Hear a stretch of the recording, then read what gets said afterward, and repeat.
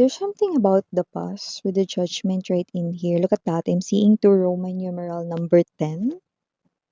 Double Roman numeral number 10 is an indication no, that there's something here tragic happened sa past. Let us see. It might cause trauma sa'yo. But for some reason, I don't feel your energy here. It could be someone here could be remembering, some kind of past actions or maybe a situation right here from the past. Let me see. Let me see.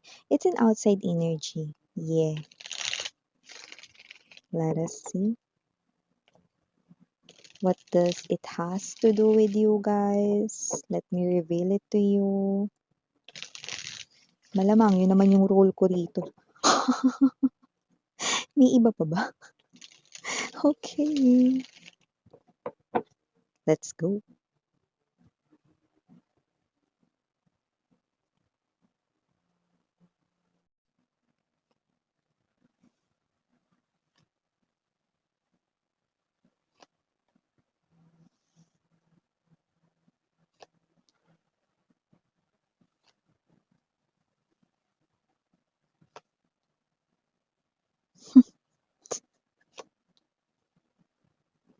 Eh, question na niya. Hmm. Eh. Para pa ring minumulto ng kahapon ito 'no, pero okey, kung sino man ito, napapaisip din siya, bakit, okey. This is your energy, the High Priestess. Bottom of the deck.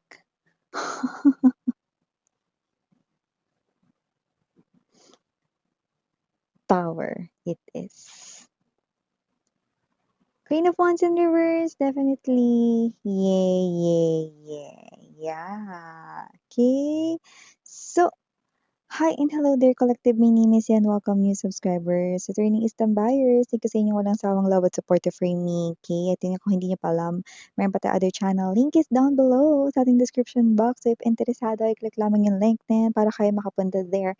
At araw-araw ay nagka-upload tayo ng collective readings for all signs doon. At yun nga, lahat tayong gender dito. So babae, lalaki, LGBT, lahat ay welcome. Pwede rin pong i-switch at magpalit-palit ang mga roles kasi general reading ito mga mahal na. At syempre at the end of the day, lahat ay may free will na free niyong gamitin anytime, anywhere. At yun nga, no, wala tayo rito na specific time period. This is timeless but I do sense that it's heavily happening right now in the present moment. Yeah? Right now, no? Like ngayon, sa kasalukuyang panahon. Okay? So yeah, whoever this energy is, no, that energy, okay, this Ten of Swords, matagal naman na kayo na hiwalay ng iyong person at matagal na rin siyang nasa piling ng iba. Ibang babae, ibang lalaki na ipinalit niya sa inyo. Pero look at this. Okay? Parang merong isang ghost town sa isip ng third party, ano? Parang may ghost town dito na parang minumulto niyo ang kanya ritong isipan. Bakit hanggang ngayon ginagambala niyo pa rin ang kanyang katahimikan? Yan 'no? Siya nga ba ay nababaliw or nag-iimahinasyon lamang? Question Anya. Yan 'no? Hindi ito ghost, okey? Pero ito ay ang posibleng konsensya. Mhm. But let me correct that, hindi siya nakokonsensya pero mukhang itong person na 'to 'no, ng konsensya niya 'no, na makonsensya siya 'no. Kung sino man 'tong energy na 'to, this is the energy of the third party 'no. Ang tagal niyo nang hiwalay ng person mo 'no, pero galit pa rin sa'yo yung third party. Aba, talaga talaga naman siya pa talaga yung may ganang may galit sa'yo. Nakita natin dito with the Six of Cups energy 'no, hanggang ngayon hindi pa rin mawala sa isip ng third party, ikaw sweetheart, yan, oh. Yan, oh. Hindi dahil mahal ka ng third party, ha. kundi bakit hanggang ngayon hindi ka pa rin niya magawa rito na maputol-putol rito sa kanyang isipan. Bakit hindi niya magawa rito 'no, na i-forget yung anything about you 'no? Bakit ba kahit siya yung pinili, bakit parang may ganitong klase ng pangamba? 'Yan 'no, bakit ba hanggang ngayon parang hindi mo na lang siya hayaang maging masaya? Uy, uy. Eh, parang wala ka namang ginagawa rito, sweetheart 'no? Actually, you went silent, 'yan 'no? High priestess energy, hindi ba na sila dito ginagambala 'no, pero parang pakiramdam niya rito patuloy mo pa rin siyang ginagambala. Bakit hindi mo na lang siya hayaang maging masaya? Bakit pasok ka pa rin ng pasok sa isipan ng third party? Third party ha, hindi ng person mo. Hindi in love sa'yo yung third party kundi isa kang threat sa isip niya. Hanggang ngayon parang isa ka pa ring balakid rito 'no, na parang hindi siya dito makapasok ng tuluyan sa person mo 'no, dahil sa'yo. Pasumita. Eh, tama. Kung sino man 'tong energy na 'to 'no, eh, nakikita natin dito 'no, na possible na hindi pa talaga niya as in fully makuha 'no, yung love ng iyong person, okey? Parang nakukulangan pa si third party kaya parang iniisip niya rito 'no, okey, ikaw, 'yan. Possible na ikaw ang dahilan kung bakit hindi siya rito tuluyan na mahalin ng lubusan ng iyong person, 'yan 'no, 'di ba? So this person right here is focusing, thinking about you, okay? This person right here is someone 'no, na meron pa rin siyang hino-hold na grudge sa inyo. Four of Coins energy, okay? At hindi siya rito makaramdam ng peace and serenity, wala siyang peace of mind. I do see that this person right here, pakiramdam niya ginagambala mo pa rin siya. Kahit nananahimik ka at walang ginagawa. See?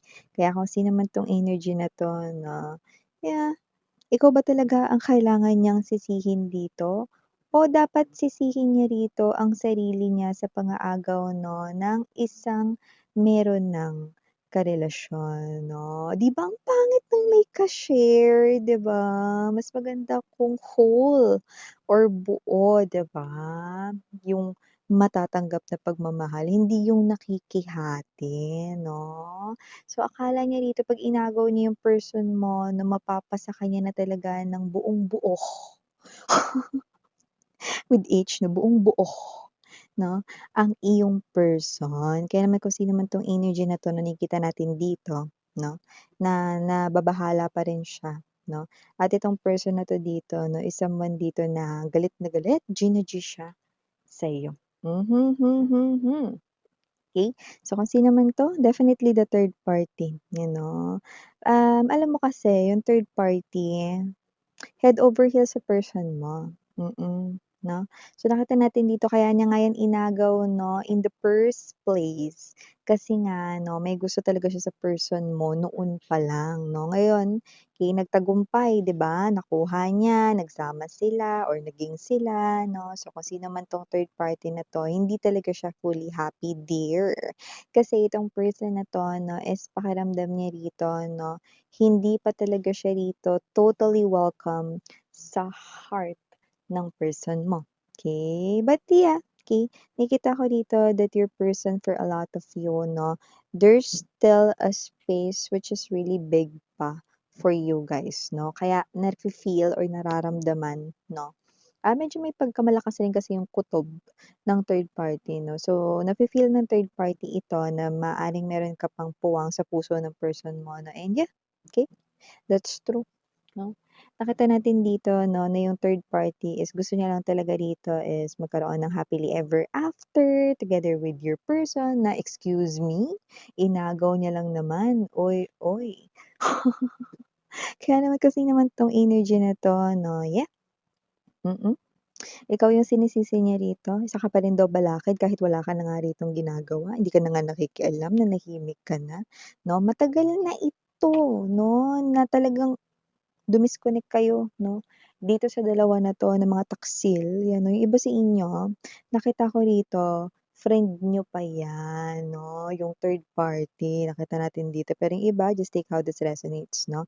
Kasi lumalabas, no, na hindi nyo naman friend, pero meron mga iba sa inyo, no, na tawag nyo dyan talaga is mga taksil because friend nyo talaga, nakilala talaga ninyo kung sino yan, no? Iba naman, possible nakatrabaho niya yan, no? Pero pwedeng kilala nyo pa rin kung sino yan, no? Kaya naman, taksil!